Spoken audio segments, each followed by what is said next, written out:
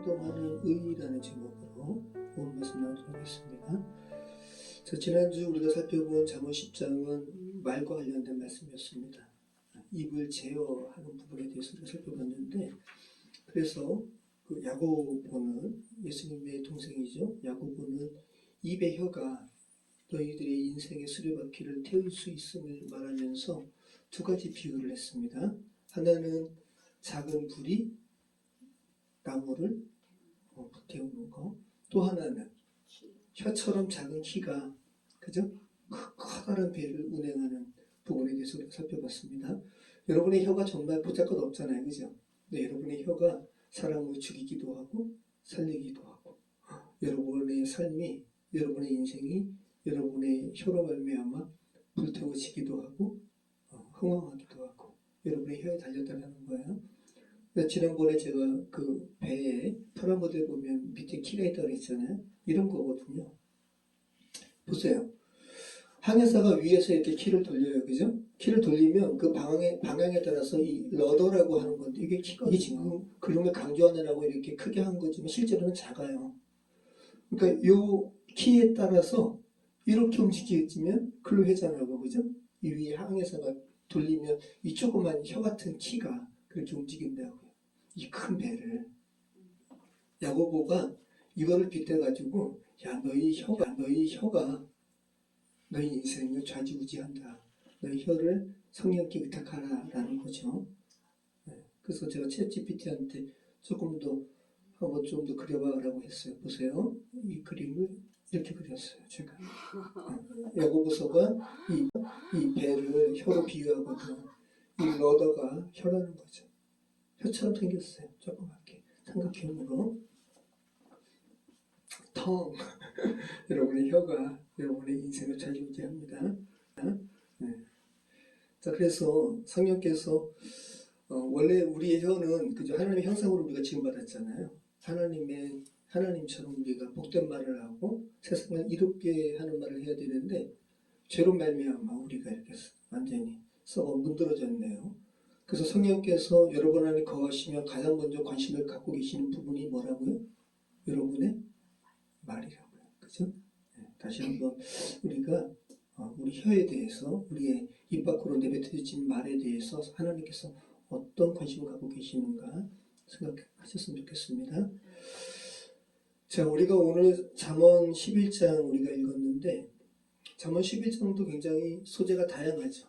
제가 아이엄한테 하는 얘기가 잠언 너무 어려워. 스토리가 아니라 막 교훈이 막 이렇게 산발적으로 있으니까 너무 어렵다고 제가 그랬는데, 오늘도 그렇잖아요. 물론 큰 줄기는 악인과 의인을 대조하죠. 그러면서 다양한 교훈을 제시하고 있어요. 속이는 저울, 정직한 삶, 악인의 삭, 두루다니며 남을 한담하는 자, 생명나무의 열매. 그냥 교훈집이기 때문에 히스기야의 신하들이 아마 기도하면서, 여호와께 기도하면서 이 솔로몬의 지혜집을 이렇게 묶었을 거예요. 근데 이 안에 성령의 인도하심이 있다고요. 오늘 말씀도 아주 산발적으로 다양한 것 같아도 크게 묶는 어떤 줄기가 있어요. 뭔 것 같아요? 여러분이 우리 같이 1절로 31절 읽어봤는데 뭔 것 같아요? 공의예요. 공의. 의에 대한 부분이에요. 4절, 5절, 6절, 18절, 19절 모두 우리말로 공의라는 말이 11장의 말씀을 크게 이렇게 줄기를 엮고 있습니다. 그래서 오늘 본문 이 잠언 11장은 히브리어로 미시파트, 이게 공도, 법도라고 번역되는 말이에요. 그리고 ጼ다카, 그러니까 다말과 유다의 기사에서, 그죠? 유다가 외친 말이 뭐죠? 다말은 나보다 의롭다 할 때 짜디크라고 했잖아요. 이 짜디크와 그냥 같은 말인 거예요. ጼ다카. 히브리어의 어떤 이렇게 문법상에 이렇게 변화로 말미암아 음가만 이렇게 발음의 그냥 느낌만 살짝 다를 뿐이지, 짜디크, ጼ다카 다 똑같은 말입니다. 의예요, 의. 자, 그래서 오늘 이 미시파트라는 말은 오늘 본문에 안 나옵니다. 그런데 그 미시파트, 공의, 하나님께서 이 세상에 펼치시는 하나님의 법도, 공도, 이 미시파트의 개념이 1절에 나와요. 1절에. 1절 한번 볼까요? 한번 읽어보겠습니다. 속이는 저울은 여호와께서 미워하시나 공평한 추는 그가 기뻐하시느니라. 여기서 이 공평한 추가 미시파트의 개념을 나타내고 있어요. 이 샬롬이거든요. 공평한으로 번역된 말이 샬롬이에요. 하나님의 법도가 세상에 온전히 펼쳐지면 그 세상은 평화롭겠죠. 그죠? 샬롬이에요. 샬롬. 여기에 미시파트, 하나님의 법도에 대한 개념이 1절에 나옵니다. 그리고 나머지는 짜디크, 우리말로는 이 공이라고 번역된 말이 다 짜디크예요. 제다카예요. 제다카. 자, 사절로 우리 6절 한번 읽어보겠습니다. 재물은 진노하시는 날에 유익하나 공의는 죽음에서 건지느니라. 이 제다카예요. 완전한 자의 공의는 자기의 길을 곱게 하려니와 악한 자는 자기로 말미암아 넘어지리라. 정직한 자의 공의는 자기를 건지려니와 사악한 자는 자기의 악에 잡히리라. 다 이 하나님의 의와 관련해서 잠언 11장이 이렇게 연결되고 있다는 겁니다. 자, 악인의 삭 같이 읽겠습니다. 악인의 삭은 허무하되 공의를 뿌린 자의 상은 확실하니라. 공의를 굳게 지키는 자는 생명에 이르고 악을 따르는 자는 사망에 이르느니라. 하나님의 의를 굳게 지키는 자는 생명에 이르고, 그죠? 악을 따르는 자는 사망에 이르느니라. 이렇게 오늘 본문의 말씀은 의로 이렇게 31절까지의 말씀을 이렇게 묻고 있다는 거 생각하시기 바래요. 그래서 개별적인 말씀을 나누지 않고 의에 대해서 오늘 큰 줄기만 나누도록 하겠습니다. 여러분, 그러면 이 제데카, 의와 하나님의 법도, 공도라고 하는 미시파트는 어떤 차이가 있을까요? 미시파트는 바른 판단이라는 뜻이거든요. 오늘날 우리 한국의 이 법이 미시파트가 이루어지는 것 같지 않죠? 그죠? 아주 이게 원래 이렇게 서로 균형을 맞춰야 되는데, 그죠? 이번에 그 조의대 그 대법관 얘기도 그렇고요. 하나님의 이 바른 판단이 온전히 펼쳐지는 것 같지 않아요.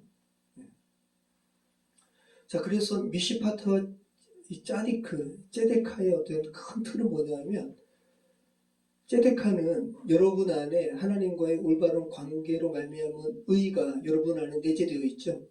그게 제데카예요. 그러니까 내면적인 하나님의 의가 제데카라면, 미시파트는 여러분의 의가 내면에만 있으면 안 되잖아요. 세상에 온전히 펼쳐져야죠. 그죠? 그게 미시파트예요.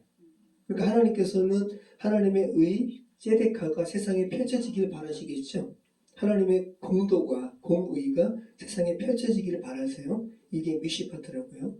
그러면 제데카는 여러분의 내면적인 것이라면, 그죠? 미시파트는 그 내면적인 하나님의 의가 밖으로 펼쳐지는 것. 이게 미시파트입니다. 자, 그러면 제데카나 미시파트나 반드시 누구와 관계되어 있는 겁니까? 그렇죠. 하나님과 관계되어 있죠. 우리가 다 타락했는데 여러분 안에서 어떻게 의로움을 찾을 수가 있어요? 여러분이 다 썩었는데, 저와 여러분이, 그죠? 그래서 사도 바울이 로마서에서 이야기하잖아요. 우리가 다 하나님 안에서 다 부패했다. 그죠? 의인은 없나니 하나도 없다라고 이야기하잖아요.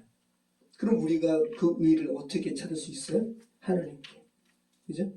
그래서 제데카와 미시파트, 이 의와 공도, 법도는 다 하나님과의 온전한 관계가 회복되었을 때만 가능한 거예요.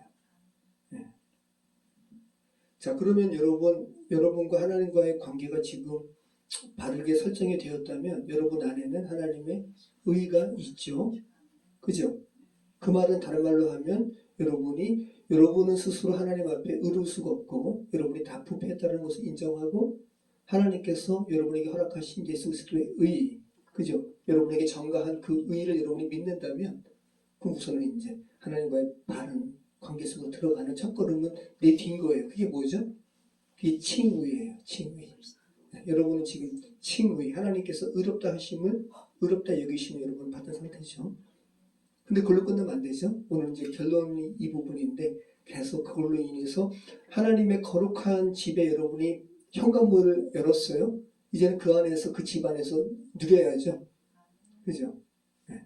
저희 토기장의 집에 현관문을 누가 이렇게 발을 내디뎠다면 누려야죠. 우리 토기장의 집에서 누리는 건 뭐죠? 그릇 빚는 거. 그죠? 우리 권사님 가족은 이제 그릇을 빚었어요. 우리 이제 집사님 가족도 누려야죠. 이게 성화죠. 그죠? 네. 자, 그래서 하나님과 지금 나와의 관계가, 나의 관계가 어떤 상태냐, 어느 정도 바르냐, 이 상태를 보는 게 ጼ데카라는 거야. 제가 글도, 주부에도 글을 제가 썼지만, 제가 배강희 성도님께 이렇게 기타 배우잖아요. 한 몇 주를 지금 못 나가고 있는데, 배강희 성도님이, 와, 진짜, 그, 음악실에 가면요, 배강희 성도님이 그렇게 카리스마가 있어요. 기타 가르치시는 게 장난이 아니에요. 카리스마 완전. 자, 여러분 이제 권사님 예전에 기타 이제 배우신다고 사셨는데 기타를 사게 되면 가장 먼저 하는 게 뭐예요? 조율이죠, 조율. 음 맞추는 거예요. 맨 위에 6번 줄의 음이 뭐죠? 미. 미라레 솔 시미. 근데 여러분 미라레 솔 시미 이 기타 음을 나는 미. 나는 이걸 내가 미라고 할 거야 라고 하면서 여러분이 스스로 여러분이 마음대로 미라레소 시미 도레미파 솔라시도 음을 여러분이 마음대로 정해가지고 기타 줄을 조율하게 되면 그게 연주가 될까요? 그죠? 세상에 미음이 있어요 없어요? 미음이 규칙적인 미음이 이걸 우리가 미라고 하자라는 게 미음이 있잖아요. 그죠? 도레미파 솔라시 다 있잖아요. 그래서 예전에는 기타 줄을 맞힐 때 피치라 그래가지고 저희 형도 이제 이게 보니까 각 음마다 이 조그만 쇠피리가 있거든요. 그게 있어요. 그걸 이렇게 불어가지고 라음이면 거기 맞춰가지고 라음을 맞추는 거. 미음이면 거기 맞춰서 미음 맞추는 거예요. 근데 지금은 너무 편하죠. 스마트폰 안에 기타 튜닝 어플을 검색해가지고 설치하면 거기 맞춰가지고 맞추면 돼요. 제가 지금 드린 말씀이 뭐예요? 기준음. 그러니까 기준을 잡아야 된다는 거죠. 여러분은 그러면 여러분이 다 부패했는데 다 썩었는데 우리 두 아이들이 아빠가 썩었는데 무슨 설교를 해. 그런단 말이죠. 자, 우리가 그러면 제 잣대로 그래. 제가 썩었는데 제가 어떻게 설교를 해요. 그죠? 제가 설교할 때마다 그래서 부족하지만 제가 어떻게 해요? 네, 성경 말씀이 뭐라고 이야기하는지. 그죠? 우리의 의는 하나님께 기준을 둘 때 우리는 하나님의 의를 우리가 알 수가 있고 요청할 수 있고 또 그럴 때 또 우리의 삶도 미시파트 하나님께서 원하시는 공의를 세상에 펼칠 수가 있는 거죠.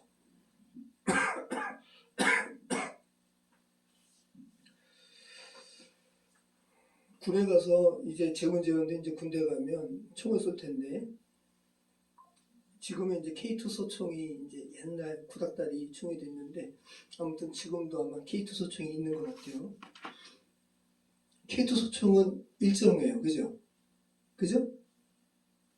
공장에서 만든 거니까 일정하잖아. 근데 사람의 얼굴은 광대뼈의 각도 다르고 그죠? 시력도 다르고 그 조준선과 눈과의 거리도 다르고 그래서 총을 지급받은 다음에 그냥 총 쏘면 맞을까요?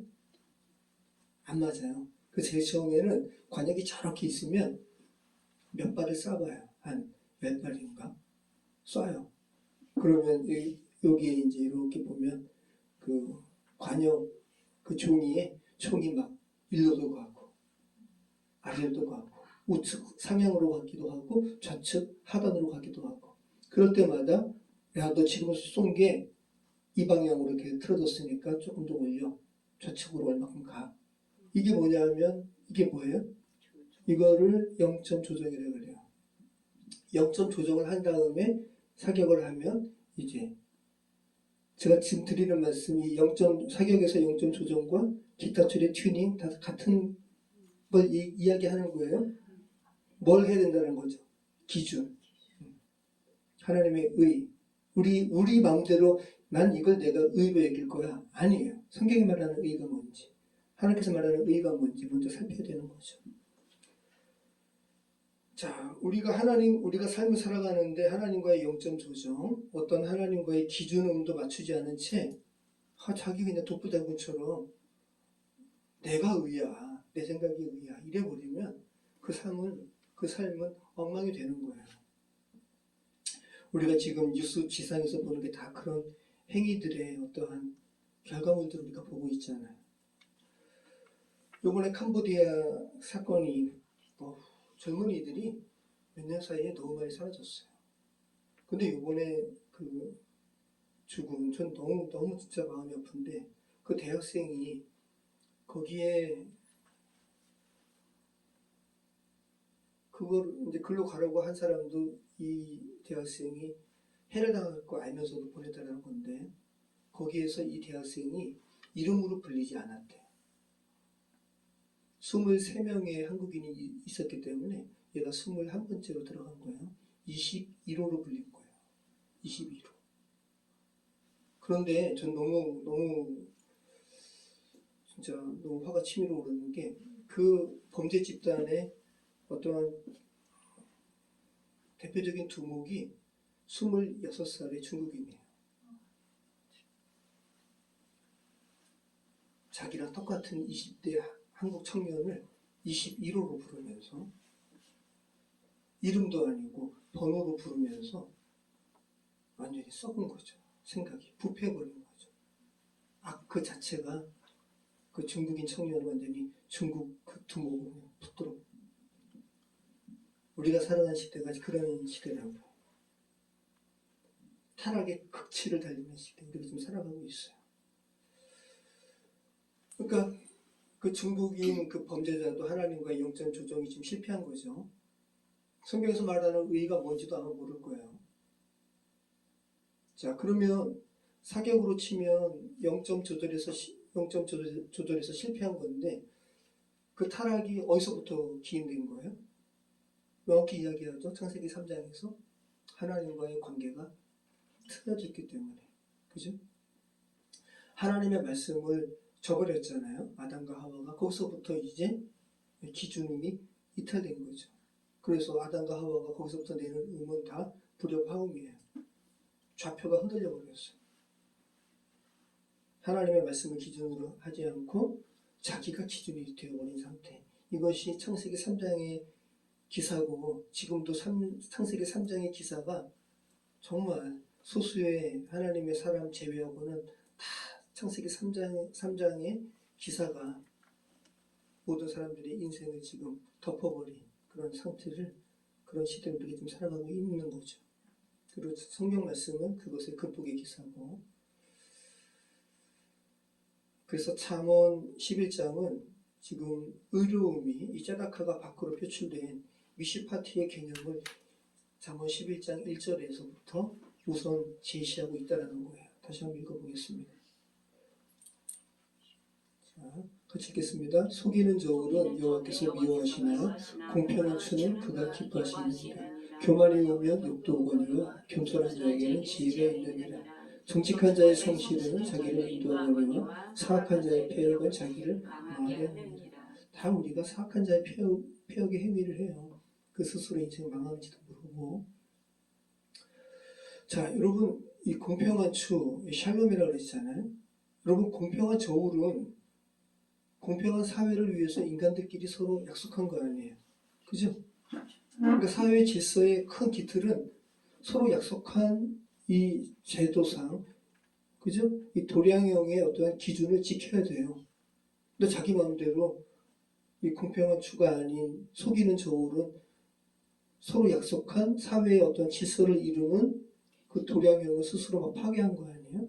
그래서 역사상의 위대한, 인간들이 말할 때 위대하다고 말하는 왕들의 주된 업적 중에 하나가 뭐냐면, 저마다 어떠한 수치를 저마다 이렇게 만드는 것을 다 철폐하고 도량형의 통일화. 그죠? 그래서 세종대왕도 그 행위를 했고요. 태종도 그렇게 했어요. 진시황도 도량형을 통일을 이루었어요. 아구스투스 황제도. 그리고 바벨론의 함무라비 왕도 이 도량령을 한 거예요. 그럼 여러분 가만히 보시면 이게 인간의 역사가, 우리 인간의 삶이 다 하나님의 어떠한 것의 그림자를 드러내고 있는 거예요. 인간도 뭔가 통일적인 것을 이루기 위해서는 도량령의 어떤 법제와 통일을 이렇게 같이 일치시키는 것을 원한다고요? 이 행위를 한다고요? 자, 인간의 역사도 그래요. 그죠? 중앙 집권의 핵심이 기준의 통일이라는 거예요. 근데 우리는 여러분은 인문주의, 그죠? 그 뭐예요? 르네상스? 그 인문주의잖아요. 신본주의에 대해서 이렇게, 우리 인간이 우선이지라고 하면서 나온 게 르네상스의 인문주의. 근데 엄밀히 얘기하면 우리 인간은 신본주의가 돼야 돼요. 그죠? 하나님을 온전히 여러분의 삶의 왕좌에, 그죠? 여러분의 마음의 중심의 자리에 여러분이 앉는 게 아니라 예수님을 앉도록 초청하는 것이 우리 그리스도인의 어떤 삶의 핵심이잖아요. 엄밀히 얘기하면 우리는 신본주의라고요. 코람도요. 하나님의 눈앞에서 우리가 어떻게 살아가는지 계속 의식하는 거. 그러니까 지금 이 중앙 집권의 핵심이 기준의 통일이라는 것은 영적 원리를 알려주는 어떤 그림자이기도 한 거죠. 왕정이라는 인간 정치 제도를 넘어서 하나님의 형상으로 지음받은 이들이 온전한 삶을 이루는데 가장 기본이 되는 것은 뭐예요? 하나님과의 관계성의 올바름. 그죠? 이 하나님의 의를 기준으로 삼는 것이 하나님의 형상으로 지음받은 자들이 온전한 삶을 사는데 기본이 되어야 된다는 거예요. 이것을 잠언 기자가 11장 서두에서 말하고 있다는 거예요. 여러분 사기 당해보셨어요? 자동차? 네, 아, 1800원 되게 금액이 크네요. 저는 네이버 중고나라에서 2번 좋지 않은 경험을 했는데 제가 그 당시에는 얘기를 안 했어요. 아이 엄마한테. 혼날까봐. 제가 그때 20만 원 주고 저희 아이들한테도 한 13, 14년 된 것 같아요. 아이들한테도 누워서 이렇게 천장에서 슬라이드로 영상 보여주고 교회 예배 때도 사용하려고 그 미니 빔 프로젝터를 제가 사고 싶어서. 근데 그때 지금은 좀 더 이렇게 기술이 발달됐으니까 싸졌는데 그땐 비쌌어요. 그래서 제가 중고나라에 제가 사고 싶어하는 모델을 찍어가지고 중고나라에 제가 이런 거 구매를 원합니다 라고 제가 올렸죠. 그랬더니 어떤 사람이 자기가 가지고 있는데 저렴하게 팔겠다고 20만 원에. 그래서 진짜 실생활에서 포장도 뜯겨 있는 상태에서 이 각도 저 각도 하면서 막 올린 거예요. 그래서 야 좋다 감사하다 샀죠.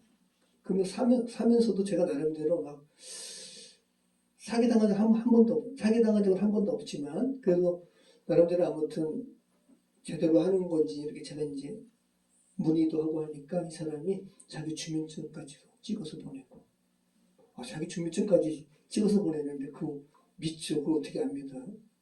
그래서 입금을 했어요. 그다음부터 전화가 안 돼요. 갑자기 이거 머리가 좀 이렇게 갑자기 막 차가워지더니 그래서 제가 네이버 보면 뭐 검색하는 게 있어요. 그 사람 이름을 쳤더니 사기꾼이에요.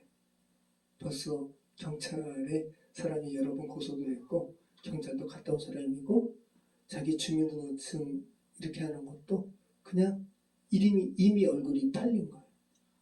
그런데 그렇게 돼도 벌금이 그렇게 심하지 않다고 그래요. 네. 엄청난 사기꾼. 그래서 제가 그랬죠. 이보세요. 당신 나 이거 조그만 개척교회 목사인데 나 이거 예배 때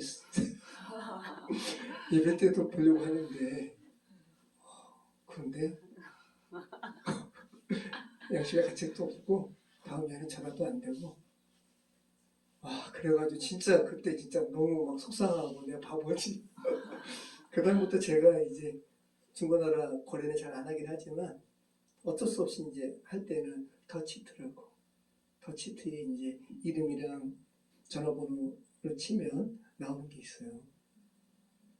근데 그거 참 솔직히 그거 일부러 더치트라는 프로그램 가가지고 그거 치지 않게 되죠. 보통 사람들이 믿죠. 믿고 하는데. 중고 사기가 많다고 하더라고요. 많아요. 중고나라 당근도 있잖아요. 중고나라. 아이고 참. 그때는 진짜 마음이 너무 막 내가 이런 사기를 당하네.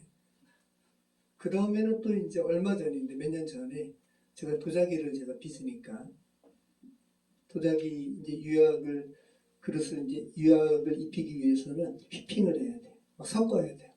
그러니까 전기 드릴을 쓴다고요. 근데 제가 보시면 아시겠지만 제가 하는 일이 많아요. 드릴 가지고 여기 뚫고 저기 뚫고. 그런데 유약을 시유할 때 하기 위해서 다시 또 이제 휘핑기를 달고 또 다른 일을 할 때는 또 휘핑기를 빼고 드라이버 세트를 또 이렇게 갈아 끼는 게 얼마나 힘들어요. 이렇게 제가 한 7, 8년을 했어요. 바보처럼. 근데 제 마음속에 아니 이러지 말고 참 중고로라도 드릴 하나 전기드릴 사가지고 그냥 휘핑하는 거를 그대로 두고 했으면 좋겠다 싶어가지고 이제 오랜만에 이제 또 중고나라에서 또 새 거는 살 필요 없으니까 중고나라에서 전기드릴을 검색을 했죠. 이미 단종된 독일제 좋은 거 뭐 3만 원인가 제가 주고 산 것 같아요. 딱 왔어요. 그래서 이제 그거를 이제 휘핑기로 사용을 하는 거죠. 근데 가만 보니까 이게 전기 드릴인데 드릴이 정방향만 이렇게 돌아가지만 또 필요할 때는 역방향으로 해가지고 나사도 조였다가 풀고 해야 되잖아요. 이걸 이제 리버스 스위치인데 가만 보니까 리버스 스위치가 없는 거예요. 그럴 리가 없는데 전기 드릴이 없어요. 근데 저는 관계가 없어요. 왜? 저는 정방향으로 저 유향만 풀면 되니까 역방향은 필요 없거든요. 그래도 제가 이제 정상적으로 구입한 건데 왜 또 이것도 리버스 스위치가 없어. 제 문자로 이렇게 리버스 스위치가 없죠? 라고 하니까 답이 없어요. 이 사람도 속인 거죠.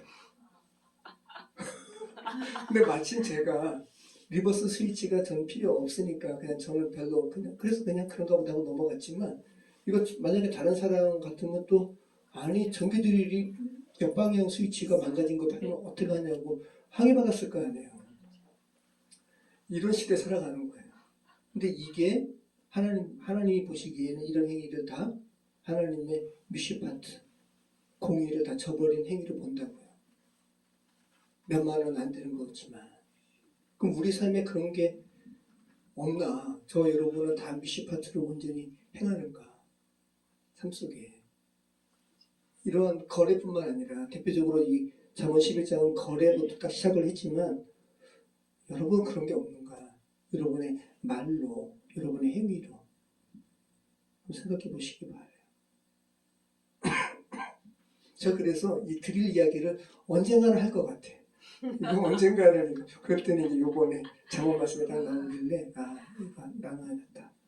그러니까 우리 삶은 완전히 하나님의 말씀을 이렇게 전하는 다 그냥 어떤 그 이야기거리가 다 돼요. 그래서 우리는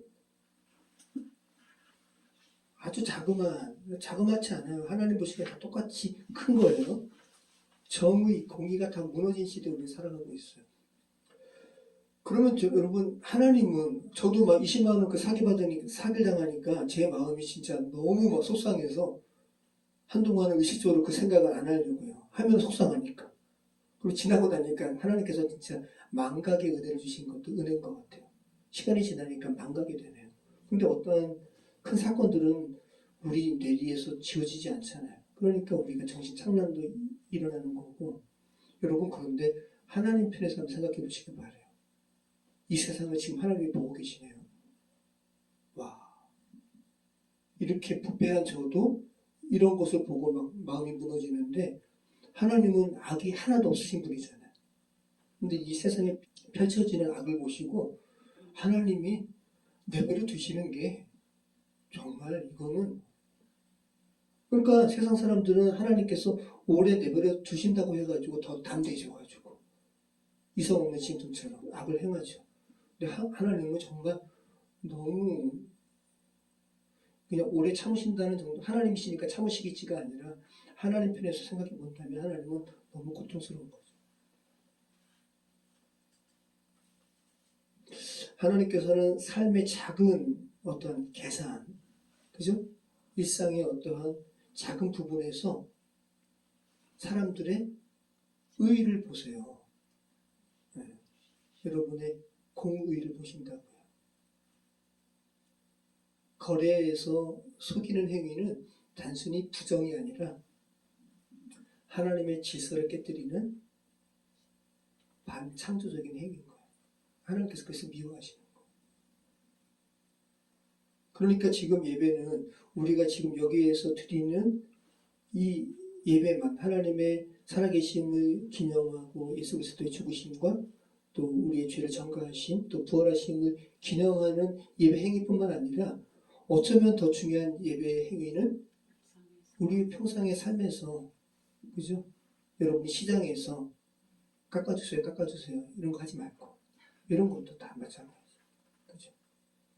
지난번에 얘기한 것처럼 제가 생명의 말씀에서 강남점에 갔더니 어떤 여자 목사님이 나 하나님의 종인데 책값 좀 깎아달라고. 이거는 공의가 아닌 거예요.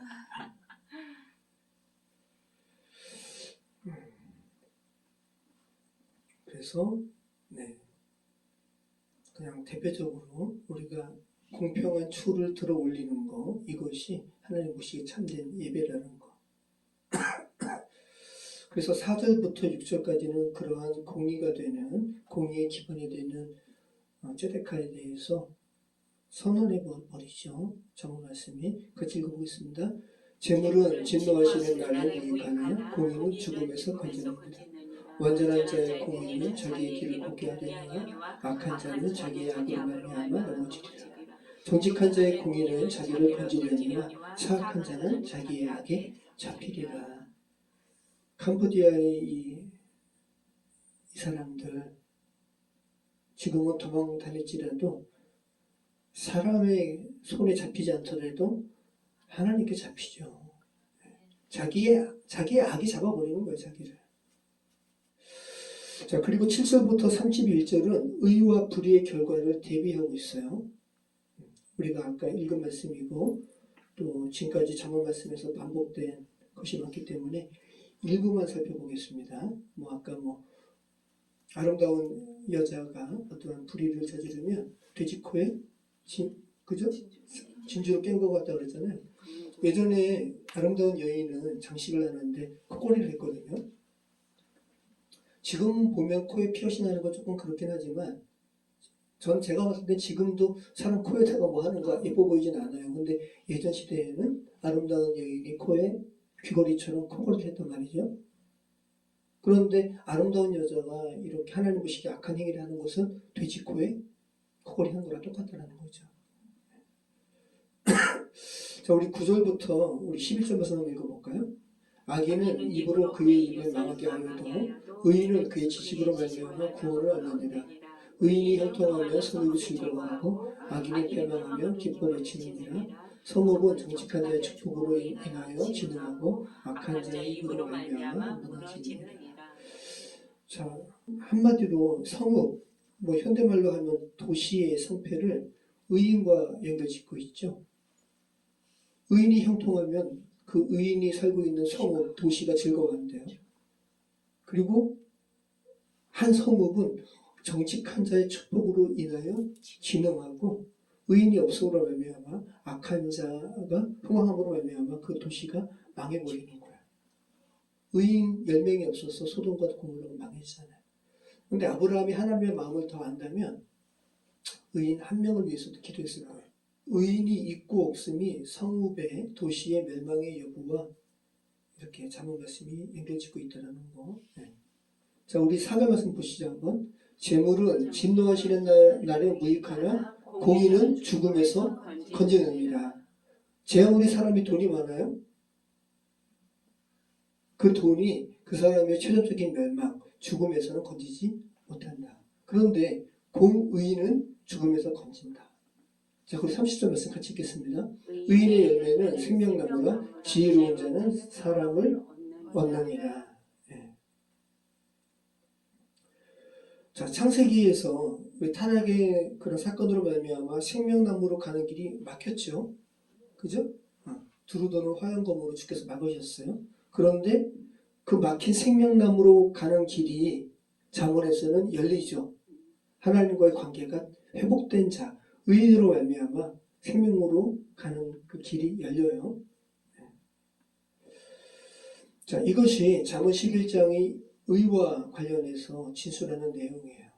하나님께서는 이 세상에 하나님의 의가 있는 사람들의 온전한 이 공의가 펼쳐지기를 원하세요. 미시파트가 펼쳐지기를 원하세요.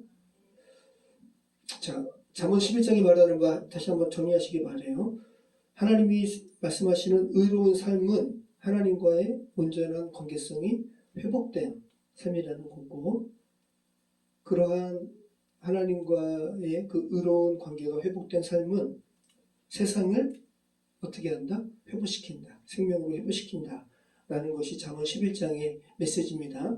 이게 구약의 메시지인데, 자, 이 의를 바울이, 그죠? 하나님께서 정말 놀랍도록 하나님께서 사용하시는 바울이 이 의를 세 가지로 정리하고 있어요.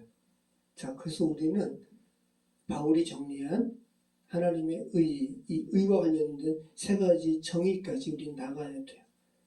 첫 번째, 바울은 의를 어떤 것으로 이해했을까요?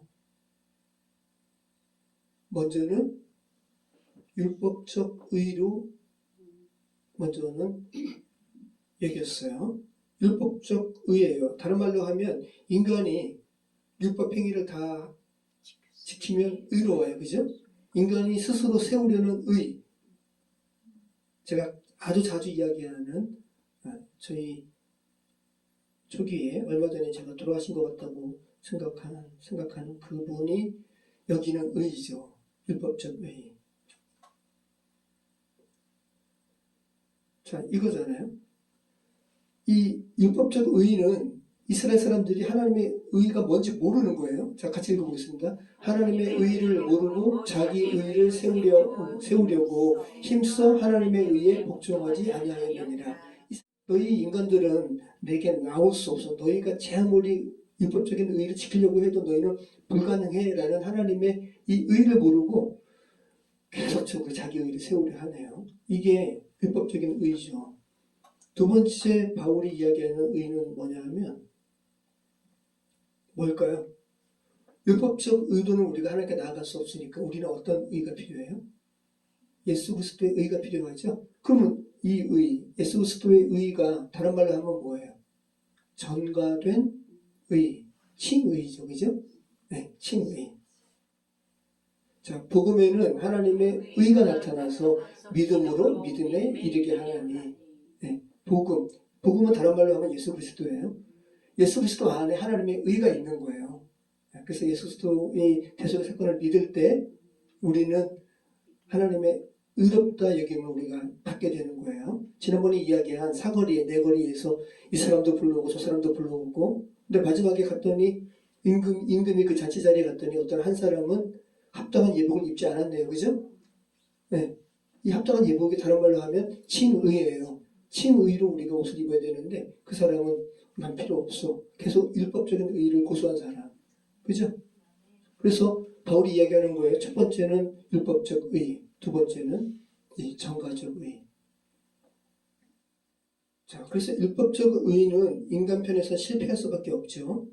자, 두 번째 이 의는 정가적 의라는 거죠. 자, 그러면 정가적 의는 제가 오늘 말씀 초반에도 이야기했는데 칭의예요. 그죠? 하나님께서 너를 예수 그리스도를 너가 믿으면 내가 너를 의롭다 내가 여겨줄게. 이거는 이제 하나님의 집에 문지방을 이제 간 넘은 거예요. 네. 간 넘은 거예요. 근데 여기서 머물게 되면 많은 오류가 생겨요. 대표적으로 영화 밀양에서 전도연의 아들을 죽이고 자기를 용서하겠다고 찾아온 전도연에게 나 당신의 용서 필요 없습니다. 하나님께서 나를 의롭다 하셨습니다. 이게 문지방에만 살짝 올라온, 그죠? 하나님의 복음을 온전히 누리지 못하고 복음이 뭔지도 모르고 그냥 자기 죄가 너무 큰 건 알았어요. 그런데 하나님께서 용서하신대요. 이것만 듣고.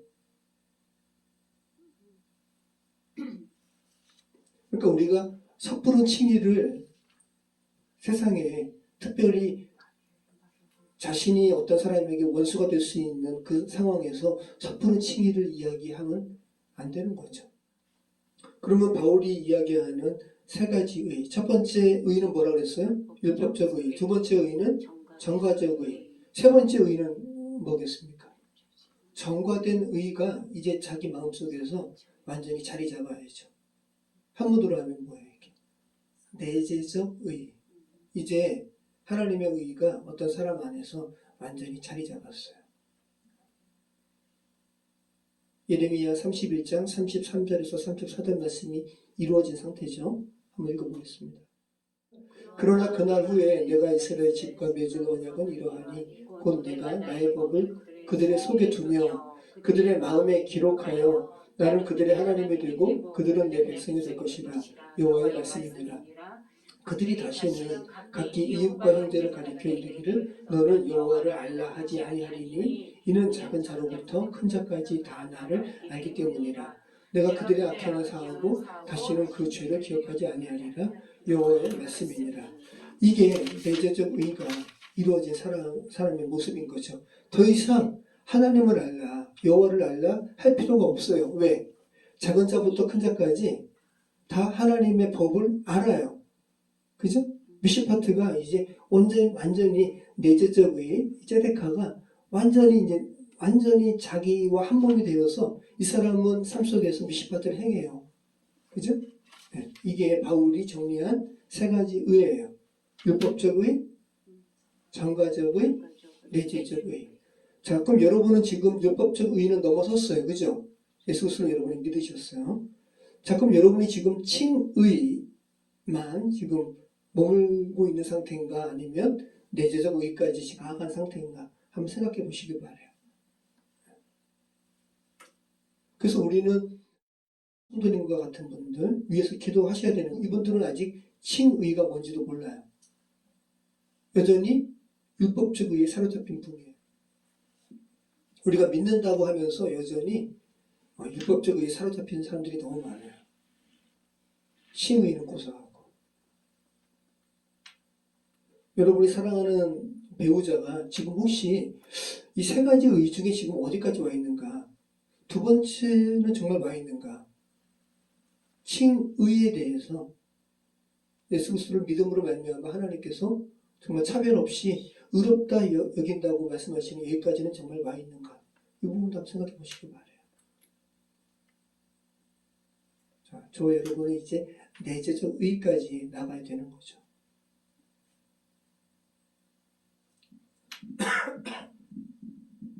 그래서 바울에게 있어서 이 의는 단순히 외부에서 주어진 선언에 머물지 않아요.